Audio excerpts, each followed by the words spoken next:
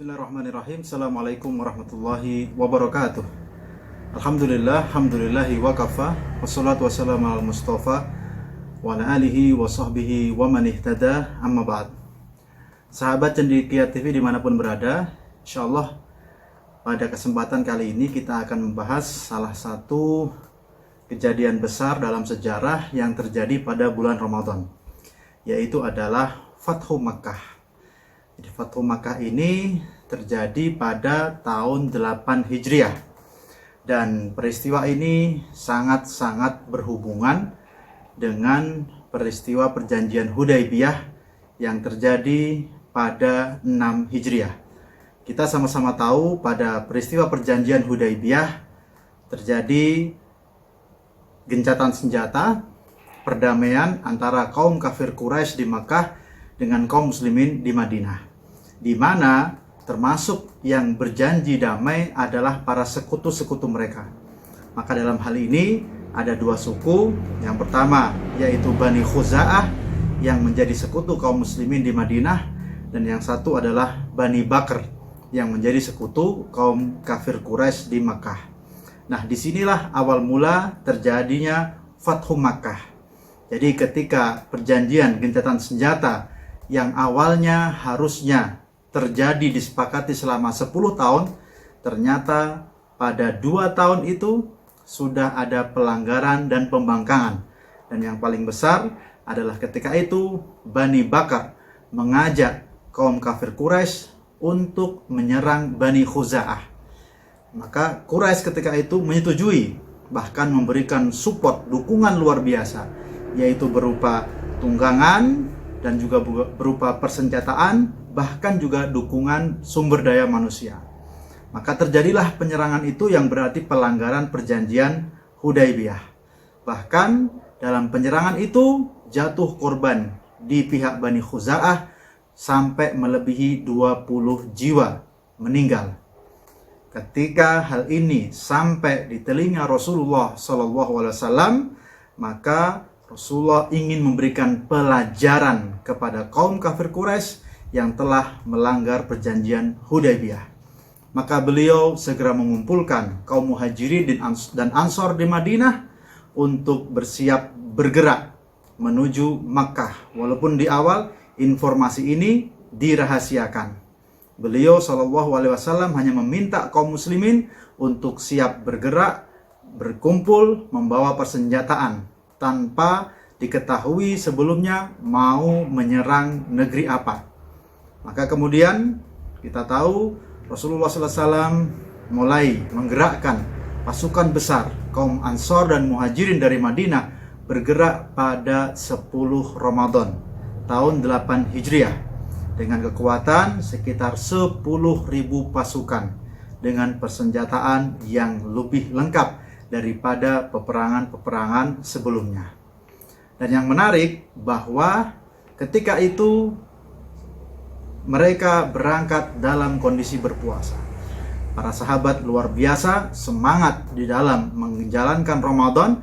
Mereka tidak bermalas-malasan, mereka tidak menggunakan momentum berpuasa untuk hal-hal yang lemah, tetapi justru berangkat berjihad dalam kondisi berpuasa. Tetapi memang setengah perjalanan kemudian, ketika sudah mau mendekati daerah musuh, Rasulullah SAW mengatakan dan memerintahkan kepada mereka bahwa innakum musabbihu aduwikum wal fitru aqwa, bahwa engkau sudah dekat dengan daerah musuh dan berbuka itu lebih kuat bagimu. Maka ini adalah perintah dari Rasulullah SAW ketika di awal sebagian mereka ada yang berpuasa dan ada yang berbuka dan tidak saling mencela satu sama lain. Ketika datang perintah Rasulullah SAW, maka akhirnya mereka berbuka untuk mempersiapkan kekuatan menghadapi musuh. Nah, sahabat Cendekia TV yang dimuliakan Allah Subhanahu wa taala, yang menarik adalah kenapa peristiwa ini disebut dengan Fathu Makkah. Al-Fath dari kata membuka, membebaskan. Ini adalah terminologi yang khusus karena kita tahu banyak istilah yang sering digunakan di dalam ekspansi atau penyerangan. Misalnya ekspansi atau penjajahan atau penaklukan, tapi kalimat Fathu Makkah menunjukkan sebaliknya, yaitu adalah pembukaan, pembebasan. Tentu saja ini mempunyai makna yang mendalam, karena memang sebenarnya Rasulullah SAW sejak awal tidak ingin mendesain ini sebagai ajang untuk balas dendam yang berdarah-darah. Bahkan beliau tidak ingin menumpahkan darah sama sekali. Kita tahu ketika itu ada seorang sahabat yang bersemangat mengatakan, Al-yaum yaumal malhamah, Al-yaum istahalla bihil Ka'bah, Al-yaum adallallahu Quraisyan. Hari ini adalah hari balas dendam. Hari ini adalah hari dihalalkan menumpahkan darah di sekitar Ka'bah. Dan hari ini adalah hari Allah menghinakan Quraisy. Ketika Rasulullah SAW mendengar ada seorang sahabat yang mengucapkan hal itu, maka beliau segera meluruskan dengan mengatakan, Al-yauma yauma rahmah. Hari ini adalah hari kasih sayang. Hari ini adalah hari diagungkan Ka'bah. Dan hari ini adalah hari Allah memuliakan Quraisy. Maka kemudian sahabat tadi yang sempat mengucapkan hal itu ditarik dari posisinya sebagai pemimpin pasukan, diganti dengan putranya. Ini menunjukkan sejak awal Rasulullah SAW ketika ingin memasuki Makkah, sesungguhnya ingin membuka, membebaskan, bukan untuk menaklukkan semata-mata, apalagi menumpahkan darah di dalamnya. Karena itulah beliau sebelum memasuki Makkah memberikan perintah untuk disebarkan kepada penduduk Mekah yang tentu sudah sangat ketakutan. Bisa dibayangkan apa yang terjadi pada kaum muslimin sebelum itu, pada masa awal-awal keislaman. Banyak di antara kaum kafir Quraisy di Mekah yang semena-mena menindas, menyiksa, bahkan membunuh kaum muslimin ketika masih lemah di Makkah. Maka mereka penduduk Makkah tentu ketakutan dengan datangnya kaum muslimin dengan jumlah begitu besar, begitu kuat dan begitu kokoh. Tetapi Rasulullah SAW menyampaikan kepada mereka, meminta untuk disebarkan di tengah orang-orang Mekah yang ketakutan, bahwa barang siapa yang ada di rumah Abu Sufyan, maka dia aman. Kemudian barang siapa yang ada di dalam Masjidil Haram, maka dia aman. Dan barang siapa yang menutup pintu-pintu rumahnya, maka dia aman. Maka ini hal-hal yang jelas menunjukkan sejak awal Rasulullah SAW tidak menginginkan ada pertumpahan darah. Rasulullah SAW benar-benar ingin membebaskan, membuka kota Makkah agar kembali kepada fitrahnya, mentauhidkan Allah Subhanahu wa Ta'ala. Sahabat Cendekia TV yang dimuliakan Allah Subhanahu wa Ta'ala, tentu banyak pelajaran-pelajaran yang bisa kita ambil dari peristiwa besar Fathu Makkah ini. Ada beberapa di antaranya. Yang pertama adalah bagaimana Rasulullah SAW sejak awal memasuki Makkah dengan penuh ketawaduan. Bisa dibayangkan ketika itu beliau ingin memberikan pelajaran kepada orang kafir Quraisy. Dan juga beliau datang dengan pasukan yang besar, pasukan yang kuat, pasukan yang belum pernah didengar oleh kaum kafir Quraisy sebelum itu tentang kekuatannya melebihi itu. Maka ketika Rasulullah SAW memasuki kota Makkah, apa yang beliau lakukan? Ternyata beliau menunduk dari atas tunggangan kudanya, kemudian membaca surat Al-Fath. Inna fatahna laka fatham mubina. Yang ini menunjukkan ketawaduan beliau, kekhusyukan hati beliau. Bahkan diriwayatkan oleh Imam Bukhari sampai janggut beliau hampir menyentuh pada punggung tunggangan beliau.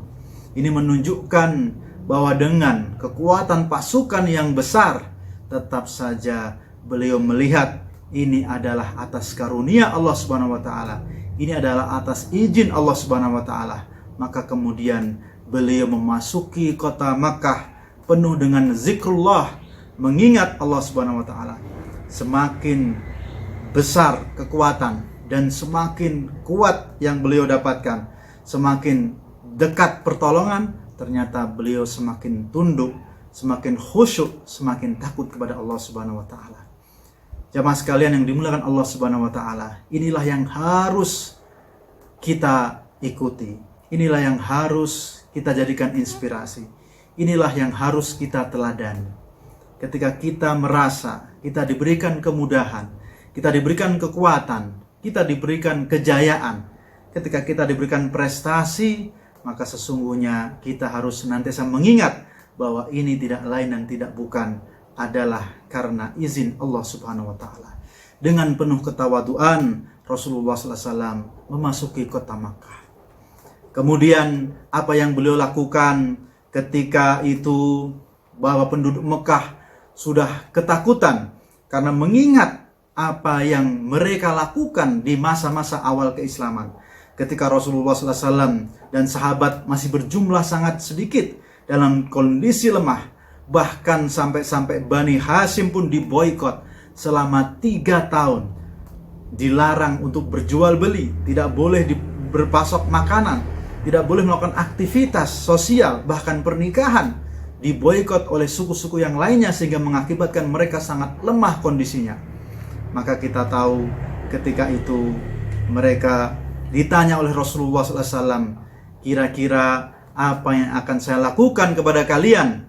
Maka mereka pun dengan penuh iba mengatakan, akhun karim wa ibni akhun karim, engkau adalah saudara yang mulia dan anak saudara yang mulia.